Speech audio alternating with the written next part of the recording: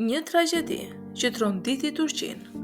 Ramazan Tetik, ylli i serialit televiziv e Shref Rryja, ndroi jetë në kulmin e jetës së tij. Zemra e tij u ndal, pikërisht aty në metro, si ishin orët e fundit të aktorit të talentuar. Jeta e aktorit të talentuar turk, Ramazan Tetik, u ndërpres shumë shpejt.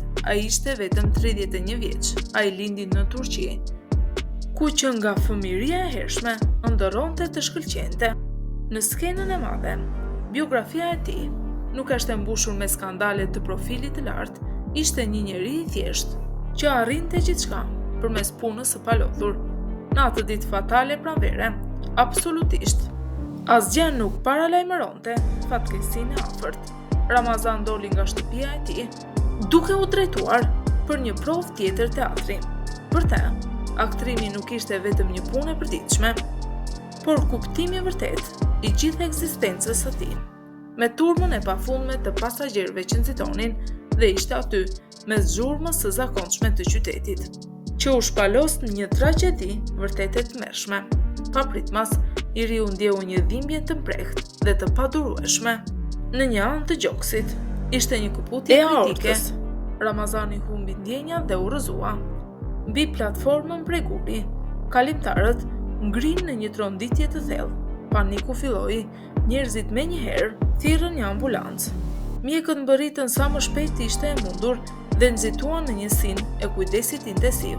Sapo lajmi i tmerrshëm arriti në familjen e Ramazanit, bota e tyre u përmbys në një çast. Prindrit e pikëlluar nxituan për në spital, duke shpresuar që djali i tyre 31 vjeçar do të mbijetonte.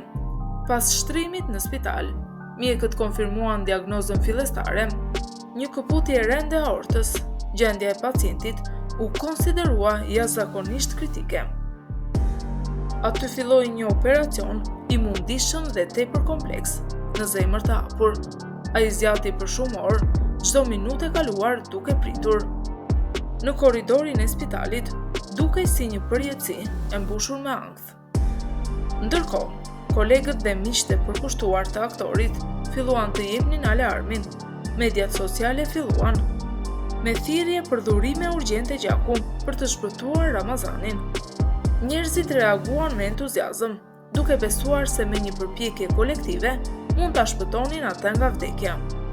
Nga ana tjetër, stafi i spitalit bëri gjithçka që mundi në tavolinën e operacionit, dhe familja priste me padurim lajme të mira, por tragjikisht, mrekullia nuk ndodhi kurrë. Trupi i tij nuk mundi ta përballonte. Ramazani ndroi jetë duke lënë një boshllëk të madh. Por kush ishte aktori Ramazan Tetik përtej sheshxhirimit?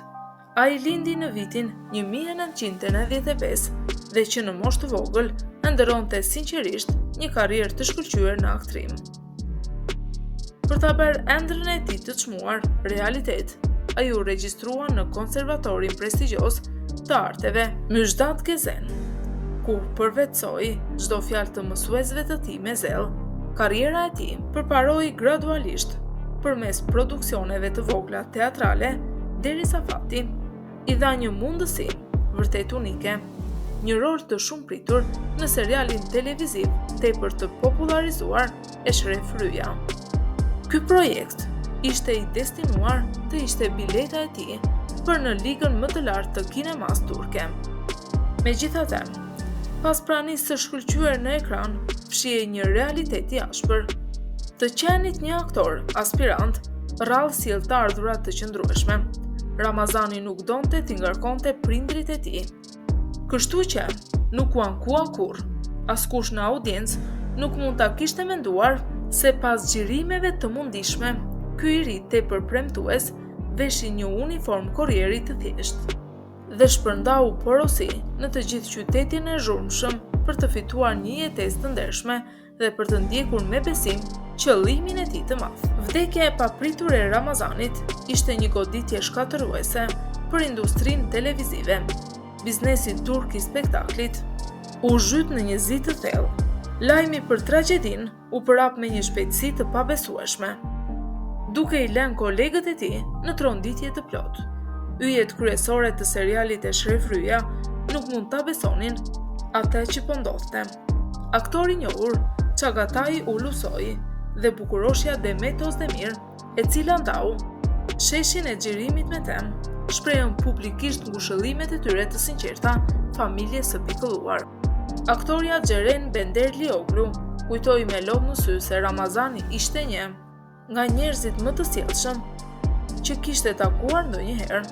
Aktoria e njohur Xhigdem Tunç, në një fjalim emocional, pranoi humbjen e një kolegu të ri tepër të talentuar. Ajo u tregoi të gjithë fansave të saj për punën e tij të pafundme, të palodhur. Si e kombinoi punën sfiduese të një korrieri me orë të tëra provash teatri. Dita me errët kishte mbërritur për familjen dhe miqtë e tij të ngushtë. Një ditë lampëmirash të vështira, një turme madhe. Filloi të mblidhej në xhami që në mëngjes herët, qindra tifoz të përkushtuar, të afërm dhe shumë kolegë dhe aktor erdhën për të përcjellë Ramazanin në udhëtimin e tij të fundit tokësor. Ajri ishte plot me pikëllim të padurueshëm dhe rënkime të heshtura. Kolegët e tij të teatrit nuk mundën t'i mbanin lotët. Ata kujtuan se si, vetëm 24 orë para kësaj tragjedie të tmerrshme, e uruan me gëzim për festën e tij profesionale, ditën botërore të teatrit. Askush prej tyre nuk mund ta imagjinonte se këto urime të ngrohta dhe të sinqerta do të ishin biseda e tyre e fundit në këtë jetë. Por pamja më e padurueshme dhe e tmerrshme ishte gjendja e vështirë e prindërve të pikëlluar të Ramazanit. Humbja e një djali të vogël, kaq plot forcë dhe shpresë të madhe, është një pikëllim që është krejtësisht i papërshkrueshëm. Nena u rrëzua për tokë, e raskapitur dhe babai i pikëlluar, mezi qëndronte në këmbë, i mbështetur nga familja e tij. Ishte një humbje vërtet tragjike. Akrivoli u mbulua me kujdes me simbolet e ekipit të tij të preferuar sportiv. Pas lutjes, procesioni i madh u zhvendos shumë ngadalë, varrezave të lashta dhe të qeta. Ishte atje, në hijen e pemëve, që Ramazan gjeti paqen e tij të përjetshme. Kështu, tragjikisht dhe padrejtisht, jeta e Ramazan Tetik u ndërpre, duke lënë pas vetëm kujtime të bukura dhe pikëllim të thellë, duke përmbledhur jetën e tij të shkurtër, por edhe tepër të ndritshme. Por një gjë mund të thuhet me siguri, se ai jetoi vitet e tij me dinjitetin më të madh. Ai do të mbetet gjithmonë në kujtesën mirënjohëse të shikuesve dhe kolegëve si më shumë se sa thjesht një aktor.